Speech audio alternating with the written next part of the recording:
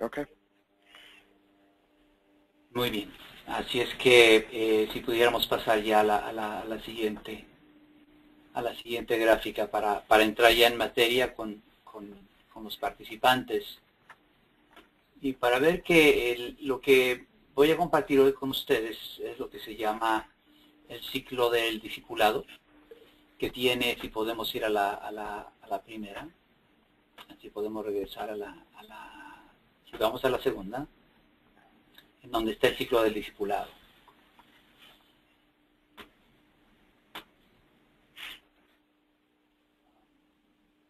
¿Pudiste hacerlo? Están controlándolo en Nueva York. Ok, muy bien. If you can go to the next graph, that would be great. Muy bien, ok. Y aquí tenemos lo que es el ciclo del discipulado que les voy a hablar hoy, que tiene que ver con aquella dinámica que nosotros como seres humanos y como discípulos de Jesús realizamos al acercarnos más a Él. Nosotros como bautizados se nos ha encargado la misión de continuar la labor de Jesús aquí en el mundo como constructores de su reino por medio de su iglesia. Esta misión es un gran privilegio que todos los bautizados tenemos y que nos lleva a un constante encuentro con Jesucristo, que es el primer y esencial movimiento del discipulado. Quien no conoce al maestro no puede seguirlo. Así es que en este siglo es un constante encontrarnos con Jesús. Ese constante encontrarnos con Jesús nos lleva a una conversión, y como ya nosotros sabemos, la conversión no es algo que nos pasa un día y ya no nos vuelve a pasar.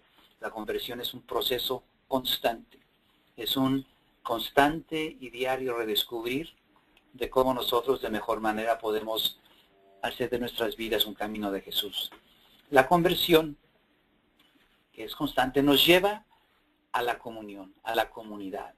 Aquellos que han podido tener una experiencia de conversión en Jesús, que le han dicho sí a Jesús, que han decidido seguirlo, entonces se buscan unos a otros para hacer comunidad. Esa es la comunión a la que estamos llamados todos como miembros del cuerpo de Cristo.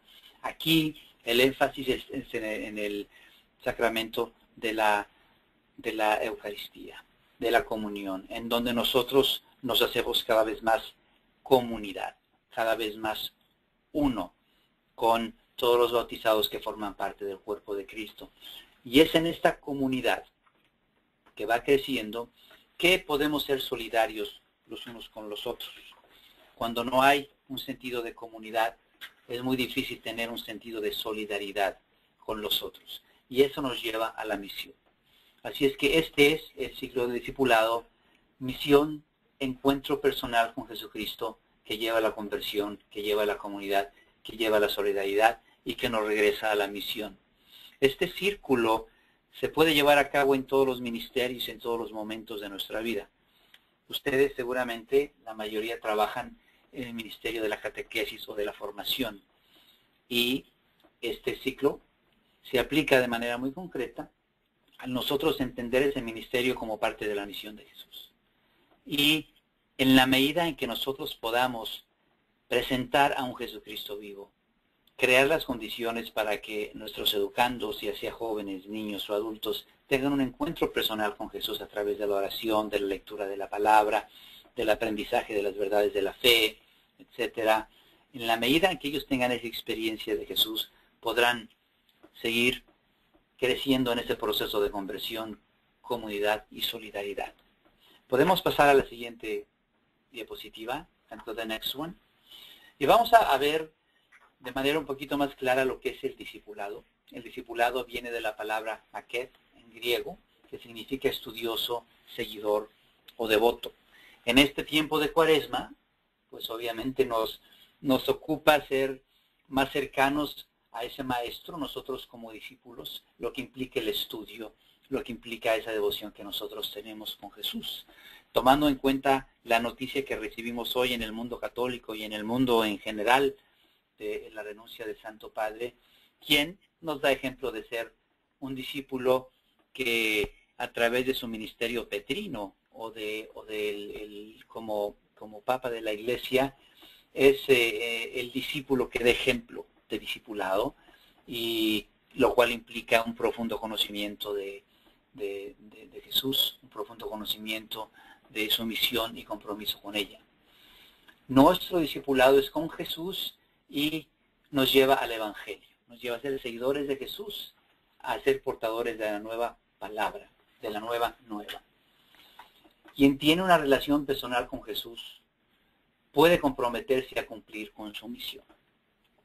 Esto se ve muy claro en cualquier ministerio que nosotros tengamos.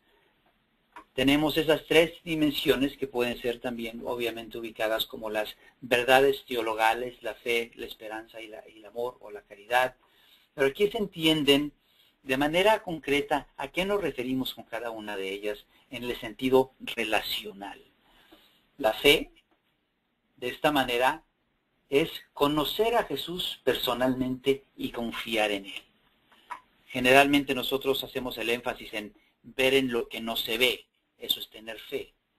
Pero también puedes tener fe, y una fe mucho más personalizada, en lo que alguien te dice, en lo que alguien te propone, en lo que alguien te sugiere como deseable, como verdadero. Tener fe es conocer a Jesús personalmente y confiar en Él, confiar en sus promesas. La esperanza también tiene que ver con la confianza en las promesas, y en las promesas sobre todo de un mundo fraterno en donde reinan la justicia, el amor y la verdad. Así es que si la fe nos ayuda a confiar en la persona, la esperanza nos ayuda a confiar en las promesas de Jesús, aun cuando no las vemos. Hace un año pudiéramos decir, sí va a haber una reforma migratoria, y quizá muchos de ustedes hubieran dicho, uy, pues a ver, ¿quién? A ver cuándo, quizá en el tercer milenio. Pues ahora estamos al borde de lograr conversaciones que lleven una reforma migratoria que era casi impensable hace unos meses. Sin embargo, a través de todos estos meses, la Iglesia, ciertamente aquí, trabajando con los obispos en Washington, D.C., nunca hemos dejado de creer que una reforma migratoria justa y humana se va a realizar. ¿Y por qué lo creemos? Lo creemos porque Jesús nos ha prometido ese reino de justicia, amor y verdad. El amor, como una tercera dimensión del discipulado, es aquello que nos lleva a comprometernos a vivir para los demás, amándolos como Dios los ama. El amor es de las tres la más importante, la que prevalecerá. Dice la Escritura, la fe pasará, la esperanza pasará porque todo se había logrado, pero el amor permanecerá. El amor es lo que expresa de manera más sencilla y profunda a la vez quién es Dios y cuál es su designio para nosotros. Hay quienes hablan, bueno, hay que hacer la voluntad de Dios. Bueno, la voluntad de Dios es amarnos. Así es que amar a Dios y amarnos los unos a los otros es precisamente hacer esa voluntad de Dios. ¿Podemos pasar a la siguiente gráfica? To the next one. En donde vamos a hacer un poquito de énfasis en lo que es la experiencia de los hispanos en este ciclo del discipulado y en un espíritu misionero, en donde nos encontramos. Y aquí vemos que la exhortación apostólica, la Iglesia en América, nos habla de ese espíritu misionero que es tan típico de nuestra Iglesia. El ardiente deseo, dice, de invitar a los demás a encontrar aquel a quien nosotros hemos encontrado, está a la raíz de la misión evangelizadora que incumbe a toda la Iglesia. Todo bautizado está llamado a compartir esta buena nueva, y el deseo ardiente de compartirla viene de esa gran experiencia de haber conocido a Jesús en nuestras vidas de una manera personal, de haber creído en sus promesas y de querer compartirlo con los demás. Así como el Padre me envió, también yo los envío. Nosotros, desde el bautismo, todos somos enviados a compartir esa buena nueva, pero como ya lo sabemos, esa buena nueva solo se puede compartir de parte de las personas que la han recibido y la han hecho parte de su vida. Esta buena nueva incluye obviamente anunciar el nombre, la doctrina, la vida, las promesas, el reino, el misterio de Jesús de Nazaret, Hijo de Dios. Estas son palabras de la exhortación apostólica Evangelii Nunciante, de evangelización en el mundo de hoy, que ha sido un documento de la Iglesia que ha abierto de manera maravillosa toda la potencialidad de la evangelización, sobre todo en este mundo de tantas culturas y a veces tan complejo. Podemos pasar a la siguiente. We can go to the next slide. Aquí vemos que esa misión nos lleva a ese encuentro con Jesucristo vivo. Y estar consciente de que este encuentro puede darse en distintas situaciones. Es más, la evangelización consiste precisamente en llevar la buena nueva de Jesús a toda situación humana.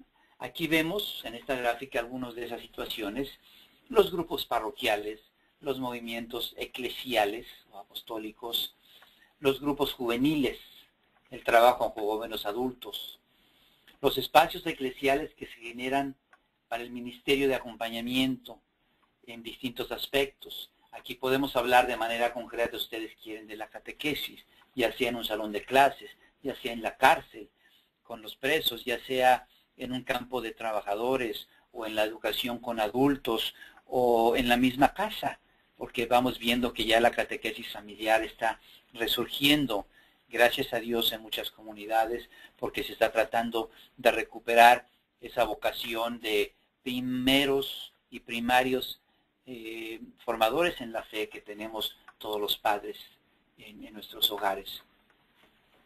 Sabemos que es importante llevar esta buena nueva y esta dimensión de una catequesis familiar, e incluso en el trabajo, incluso con nuestros compañeros, con nuestros amigos, porque sabemos que no podemos limitar esta misión y esta promoción del encuentro con Jesús, no nada más al salón de clases, no nada más a la catequesis, no nada más a las personas que a veces son muy pocas, que están involucradas directamente en procesos de formación, en procesos de catequesis.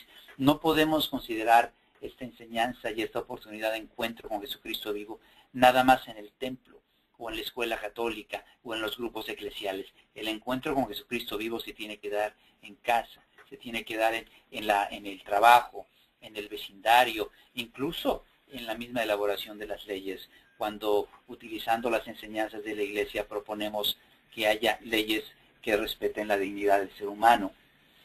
Este encuentro con Jesucristo vivo, ese sentido de pertenencia a nuestra Iglesia, van uno con el otro. Quien se siente allegado a Jesucristo quiere ser su discípulo, se convierte y quiere llegar a ser comunidad con otros. Así es como nosotros nos hacemos comunidad, como bautizados, como iglesia, dentro de nuestra cultura, dentro de los valores y tradiciones que se viven en nuestra cultura, en el caso nuestro hispano, los salvadoreños, los mexicanos, los cubanos, los venezolanos, los dominicanos, los puertorriqueños. Es dentro de esa cultura que nosotros vivimos ese encuentro y esa fe. Y claro, nos hermanamos todos como hispanos católicos también. Y en esta comunidad celebramos y compartimos los dones. Podemos pasar al siguiente.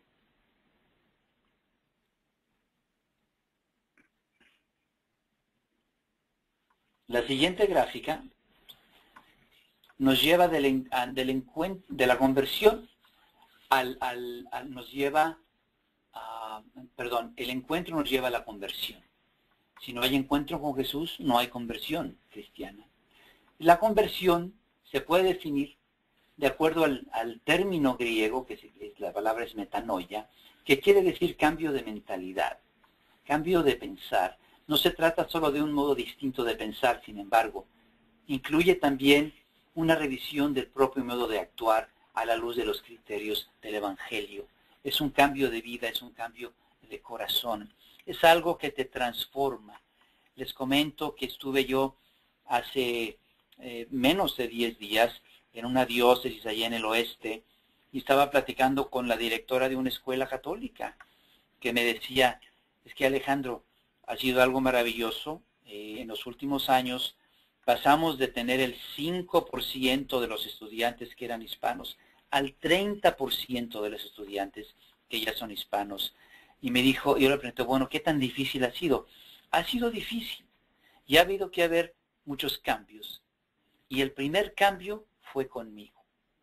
Esto me cambió, me transformó. Y es bien importante ver cómo esta persona tuvo un cambio de actitud tan profunda con respecto a su misión como directora de esa escuela católica, que la llevó a lograr cambios que hubieran sido impensables antes de que ella llegara. Y ciertamente para ella misma, que me dijo, yo me sorprendía de lo que estaba pasando conmigo, pero es que es como si se me hubieran abierto los ojos de la conversión, que la llevaron a ese cambio de actitud a nivel personal y que se tradujo en un cambio de mentalidad en toda la escuela católica, entre los maestros, entre los miembros de la mesa directiva y, a fin de cuentas, también con los mismos estudiantes. Esta realidad de conversión incluye una dimensión social y cultural. El cambio de esta persona no fue nada más personal, fue cultural, fue social. Llevó ya en estos años a que familias que nunca se habían dirigido a la palabra ahora se la dirijan. A personas que nunca habían tenido relación con una persona de otra raza, de otra cultura, ahora la tengan.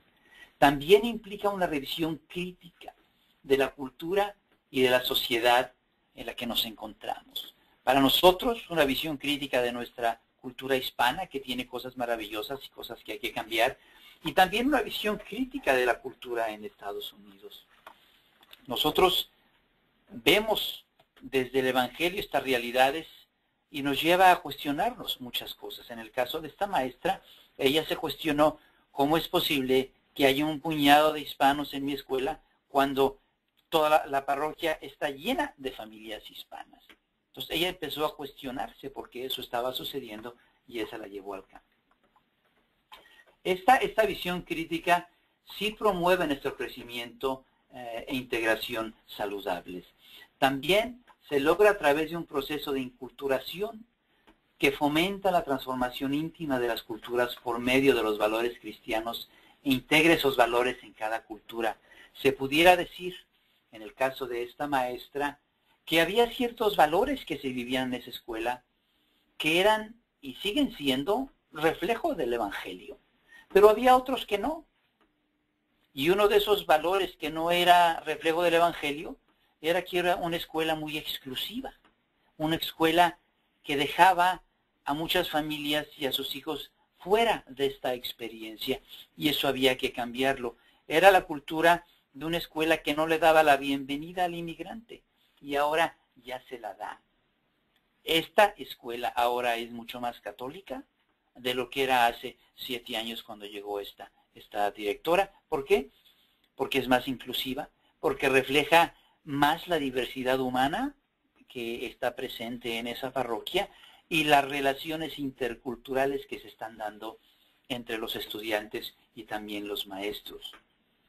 ¿Cómo entonces nosotros podemos promover en la Iglesia una conversión continua de millones de católicos hispanos para que nuestros hijos hereden el don de la fe y el amor por nuestra Iglesia?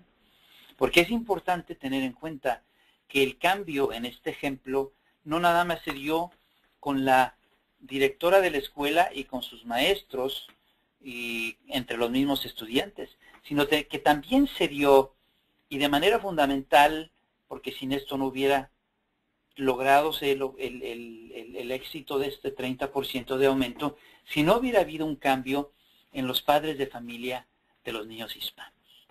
Nosotros sabemos que la educación católica parece estar fuera del alcance de muchos, y sabemos que hay 3 factores que influyen. Uno es que cuesta mucha plata. El otro es que no sé si nos vamos a sentir bienvenidos en esos ambientes, si es para nosotros, si realmente nuestros hijos van a ser bien recibidos y bien tratados y nosotros vamos a sentirnos a gusto en ese ambiente. Y un tercero es el acceso a la información. cómo hacerle, cómo se hace la solicitud, cómo me puedo comunicar con los maestros, qué hago yo con tantas formas. O sea, todas estas cosas, estos tres factores, entre otros, que pudieran llevarnos a no sentirnos que la educación católica es para nosotros, tiene que ser revisada por nosotros y tiene que llevarnos a descubrir maneras creativas de estar en mejor posición de aprender nuestra fe, de llegar a poder transmitirla a nuestros hijos, nosotros como padres de familia, a través de la vida en parroquia, los sacramentos, pero ¿por qué no también con una educación católica? Podemos dar paso a la comunión. La comunión es fruto de la conversión. Es donde se construye esta unidad entre los discípulos de Jesús que se encuentran con Él y que tienen una conversión en Él y por eso quieren compartir, celebrar, conocerse, hermanarse. Valoramos estos lazos comunitarios. Nosotros los hispanos nos distinguimos por ser muy comunitarios, sobre todo con las personas más allegadas a nosotros. Sabemos que nos cuesta trabajo a veces llevarnos con personas que vienen de otra nacionalidad o que quizás son de otra cultura o hablan otra lengua. Sin embargo, sabemos que el bautismo, que es común a todos, nos da la fuerza para poder crear esos lazos comunitarios, no nada más como mexicanos, sino como hispanos, como latinos, como católicos, con nuestros hermanos y hermanas de distintas razas y culturas. Buscar los lazos comunitarios nos lleva a tener un sentido de pertenencia profundo, a sentirnos parte de la comunidad, en la parroquia, en la escuela, en la misma ministerio de la catequesis, etc. Y este sentido de pertenencia es fundamental para que nosotros podamos llegar también a tener un sentido de apropiamiento de esa realidad. No nada más a sentirnos que pertenecemos a la iglesia, sino que somos la iglesia. Esto es importante sobre todo por la creciente diversidad que se vive en nuestros ambientes. Nuestro país es cada vez más diverso y dentro de Estados Unidos la Iglesia Católica es la más diversa de todas. Es por eso que este sentido, esta búsqueda de la comunidad es más importante quizá que en ningún otro tiempo. También es importante porque hay que promover un ambiente sano y un sentido de comunidad para una población hispana diversa. Esto ya lo he comentado. Y también de manera intergeneracional. Y aquí hago una cita del documento de los obispos sobre la visión sobre la pastoral juvenil, en donde los jóvenes de distintas culturas es importante que se conozcan, que interactúen, que se sientan miembros de ese mismo cuerpo de Cristo, pero también hay un énfasis, creo, importante en la cuestión intergeneracional. No dejar que la generación y las culturas nos haga sentir que no estamos en posibilidad de hermanarnos unos con otros. También vemos que para esto hemos sido rescatados por Cristo y bautizados con el Espíritu Santo. En este sentido, como bautizados, es importante darnos cada vez más cuenta de la comunión a la que somos llamados por medio del bautismo. Les comenté yo al principio de este webinar que por el bautismo entramos a ser parte de ese cuerpo de Cristo, pero por la celebración, la recepción en el sacramento de la Eucaristía, de la comunión, nosotros vamos haciéndonos cada vez más parte de esa comunidad. Entre más nos sentimos unidos, estamos en comunión con Jesús y con su iglesia, más nos identificamos con nuestro llamado bautismal a ser parte de ese cuerpo de Cristo y a ser miembros activos de ese cuerpo de Cristo. El bautizo se renueva con la Eucaristía y la Eucaristía nos regresa a ese bautismo, a ese sentirnos que somos parte del cuerpo de Cristo y con Cristo somos copartícipes de su ministerio triple como sacerdotes, profetas y reyes. También es importante estar conscientes de que en esa comunidad de fe, en esas relaciones comunitarias surgidas del bautismo y alimentadas por la Eucaristía, también experimentamos el poder sanador de Jesús. Nuestra catequesis, nuestra formación debe ser muy seguido un lugar de experiencia de sanación en Jesús. Sanación a través de una buena conversación, de llegar a un acuerdo, de entender más profundamente en oración el perdón de Jesús para nosotros poder otorgarlo a otros, de poder superar de manera crítica la tendencia que pueda haber a la violencia o a la venganza o al sentirnos incapaces nosotros de perdonar. Es el espíritu renovado por el poder sanador de Jesús que nos lleva no nada más a tener experiencia de sanación, sino a ser también mediadores de esa sanación que Jesús quiere llevar a toda situación humana. Todo esto es parte de ese objetivo del cual Juan Pablo II hablaba tan elocuentemente en su documento Novo Milenio Neunte, el llamado a ser de la Iglesia el hogar y la escuela de la comunión. Eso es fundamental, que todas las personas que tengan un contacto con la Iglesia a través de cualquier ministerio, ya sea litúrgico, ya sea catequético, ya sea los niños, los jóvenes, la pastoral juvenil, realmente sientan que están teniendo una experiencia de comunión, de comunidad. Podemos pasar a la siguiente. Y es así como, pasando por la misión, el encuentro personal con Jesucristo vivo, la conversión y la comunidad, podemos llegar de manera sólida a lo que es la solidaridad, entendida como la entendía Juan Pablo II, que ahorita lo veremos. Esta presencia creciente de hispanos en las parroquias en Estados Unidos que nosotros vemos, que ha creado caminos de conversión, que constituye caminos de comunión, se descubre en el fruto de la solidaridad. La existencia de grupos hispanos, movimientos eclesiales, es un gran signo de esperanza y a la vez un reto profético que clama por la solidaridad. El Papa Juan Pablo II definió la virtud de la solidaridad como un firme y perseverante determinación de comprometerse uno mismo y toda la comunidad de fe al bien común, entendiendo como el bien de todos y cada una de las personas, porque todos somos responsables de todos. Esto es parte de un documento que escribió Juan Pablo II, Solitud, Reyes Sociales, es uno de sus documentos más bellos, en donde dice una de las frases más bellas que yo puedo recordar, porque todos somos responsables de todos. Veámonos aquí, por ejemplo, esta maestra que en aquella escuela que sintió solidaridad. Ella es blanca, europeoamericana, angla, como se quiera dominar este grupo, y sintió solidaridad con todas aquellas familias y personas que no estaban sintiendo el abrazo de la Iglesia, el beneficio de una educación católica, y a través de la conversión llegó a relacionarse con ellos, a solidarizarse, y es así como ha sido una razón de cambio en esa comunidad.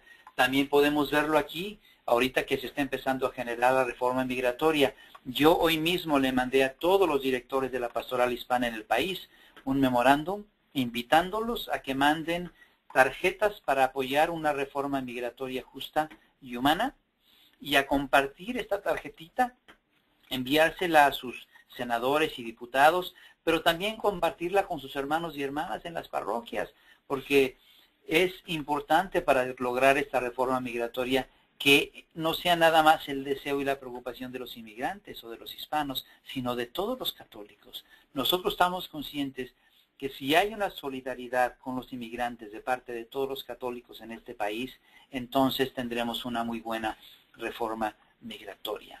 Pero hay que trabajar esa solidaridad desde la comunión, desde la conversión.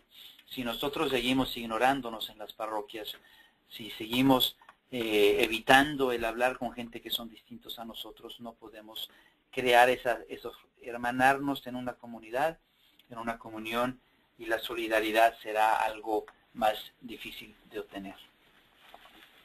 Podemos pasar a la siguiente gráfica, que es una segunda parte de la solidaridad. En esta segunda parte vemos que nuestra fe nos llama a trabajar por la justicia. también estamos llamados a contribuir al cambio de las políticas, estructuras, sistemas que perpetúan la injusticia por medio de la acción legislativa, la organización comunitaria y el trabajo con organizaciones sociales para el cambio. Esto es un documento de los obispos escrito precisamente sobre la pastoral juvenil. Y fíjense que es el joven el que a veces es el que se indigna ante las injusticias y nos dice cómo es posible que esto esté sucediendo. Hace 2 semanas tuve la oportunidad de estar en la ciudad de Austin, Texas, con representantes de la gran mayoría de las iglesias cristianas en el país, en un encuentro ecuménico bajo una organización que se llama Christian Churches Together, iglesias cristianas juntas.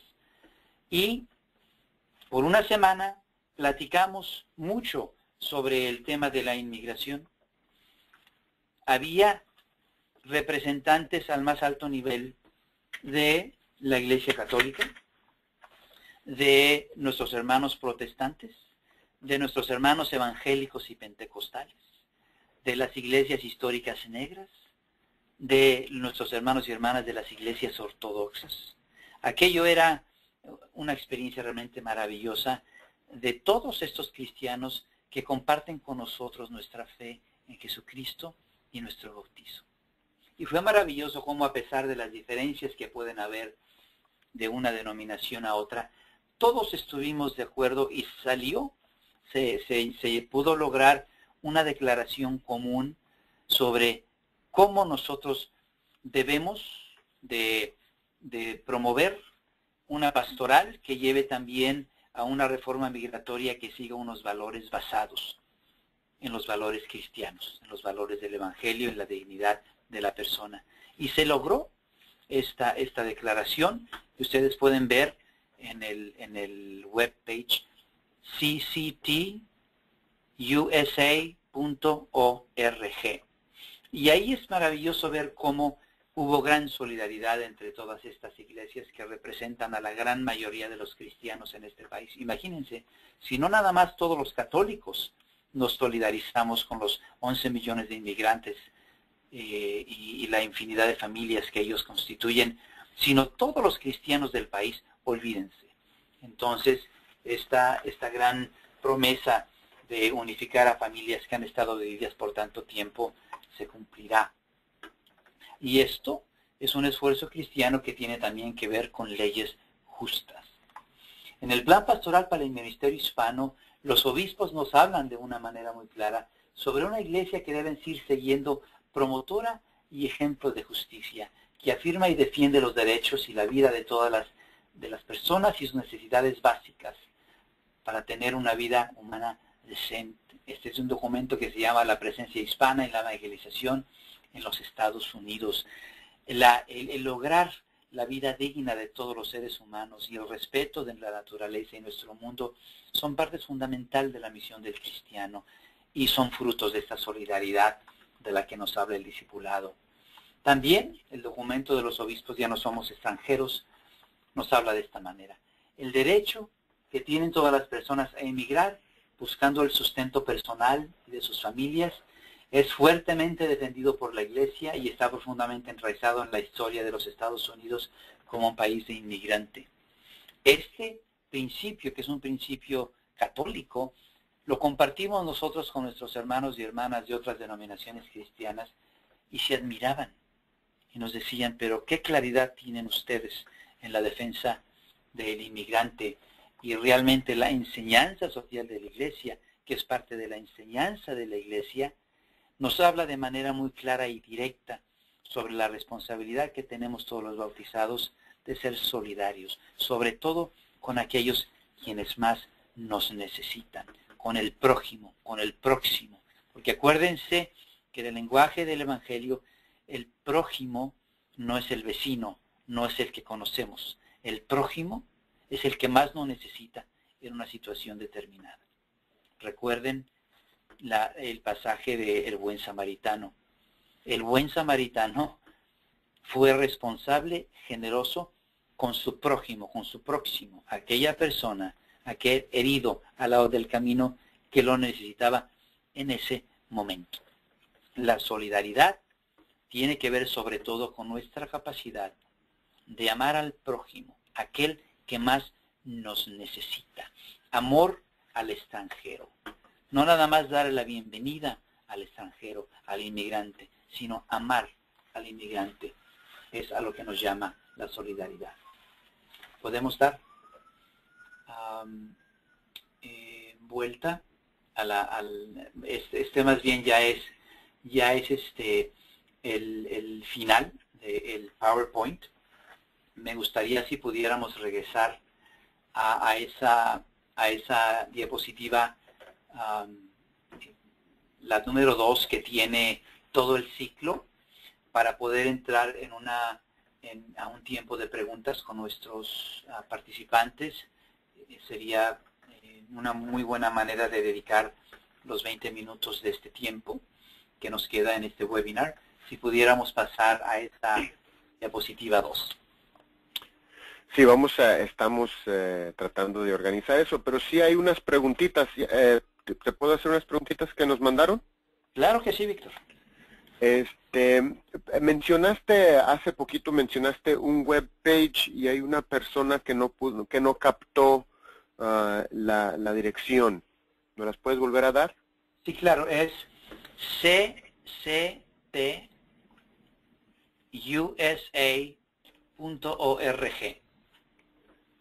ORG, ok. Y si no pueden verlo, o sea, si nada más es en Google CCTUSA, los va a llevar a Christian, se llama Christian Churches Together. Ok, perfecto. Y tengo otra preguntita que hicieron. La conversión es un concepto obviamente que dice aquí que no se puede entender muy bien. ¿Qué recomendaciones concretas, prácticas tienes para estar abiertos a la conversión? Bueno, estar abiertos a la conversión. Tú para tener una conversión cristiana, uno tiene que estar abierto a conocer a Jesús, a escuchar su palabra y aceptar su invitación a seguirlo. Okay. Encontrarte con Jesús, escuchar tu palabra y estar dispuesto a seguirlo. Cuando tú estás dispuesto a seguirlo, quiere decir que has entendido su mensaje. Y has entendido su mensaje porque lo has escuchado. Y eso te lleva a un cambio.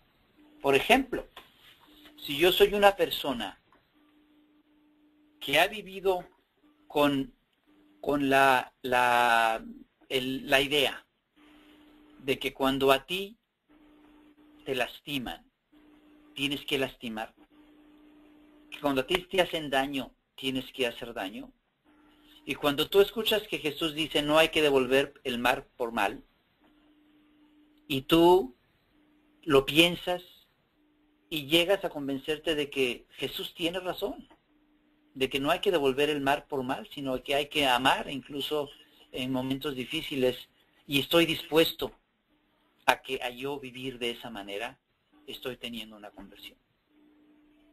Un cambio, está cambiando mi actitud. Y yo decido no devolver el mal por mal. Se dicen, no, los hombres siempre serán infieles. Bueno, eso es lo que dice el mundo. ¿Qué dice Jesús sobre mí? ¿Qué dice Jesús sobre mí como hombre? Sobre mi sexualidad, ¿qué dice la iglesia? Sobre mi compromiso de casarme con una mujer para amarnos mutuamente y tener hijos y vivir esa fidelidad. Bueno, yo puedo decir, bueno, yo creo, no nada más que la fidelidad es posible, sino que la deseo por amor, por amor propio, por amor a mi esposa y a mis hijos, y deseo vivir esa realidad. Y cambio de actitud. Eso es una conversión. Si soy una persona que tiene tendencia a discriminar al otro. Si soy una persona que quizá yo le dije a mi hija o a mi hijo, no, es que mira, con quien quieras, pero de ese color no me lo traigas a la casa. Bueno, esa es una actitud discriminatoria racista. Si escuchamos a Jesús, si escuchamos al Espíritu dentro de su iglesia, la enseñanza de la iglesia, el Evangelio, donde todos somos seres humanos y estamos llamados al amor. Y yo creo en esas palabras que escucho y cambio de actitud y digo, nunca más pensaré que una persona de este o de tal color es una persona menos digna de mi amor y de mi aceptación. Y voy a vivir de acuerdo a esta realidad. Eso es un cambio de actitud. Esa es una conversión. ¿Más o menos entiende eso? Sí. Y yo creo que el ejemplo que diste de la escuela católica, del director o de la directora de la escuela católica y cómo tuvieron ellos su conversión, especialmente a cuestiones de raza, de diferentes grupos étnicos. Hay otra pregunta sobre la reforma migratoria. ¿Qué podemos hacer nosotros como los feligreses, las personas que vamos a las parroquias, qué podemos hacer en concreto para que nuestra voz sea escuchada en este proceso? Bueno, lo que pueden hacer es aquellas personas que todas las personas que estén involucradas puedan mandar esta tarjetita, que se metan al website Justice for Immigrants Campaign. .org.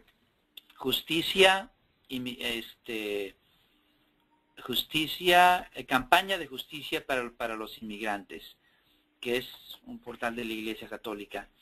Y ahí pueden encontrar la tarjeta que se les puede mandar a todos nuestros diputados y senadores, y toda persona tiene derecho a mandar esta tarjetita y a compartirla con los otros.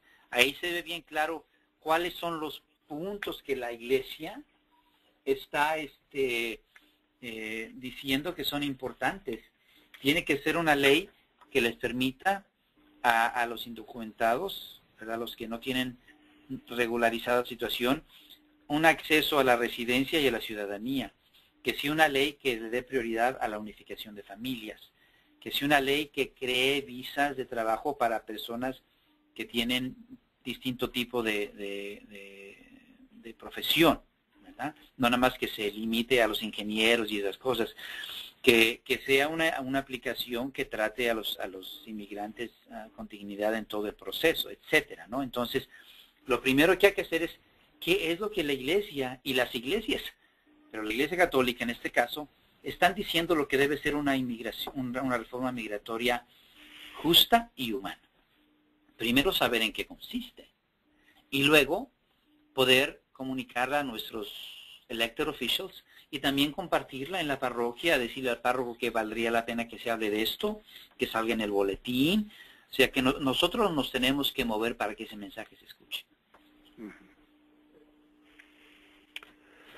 Pues muy bien, esas son las únicas preguntas. Hay varios comentarios felicitándote porque diciendo que estuvo muy interesante tu presentación y que hiciste un buen trabajo y que todo estuvo muy bien explicado. Así es que te doy muchísimas gracias, Alejandro, por aquí viene otro comentario, que el tema es muy importante, este tema para los catequistas y conversión. Ese es otro tema que acaba de llegar.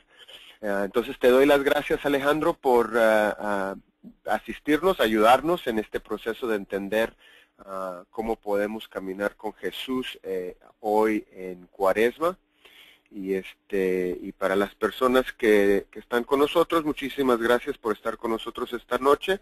En unos días van a recibir un email donde ustedes pueden pedir un certificado para verificar que estuvieron con nosotros esta hora, por si lo necesitan para su certificación.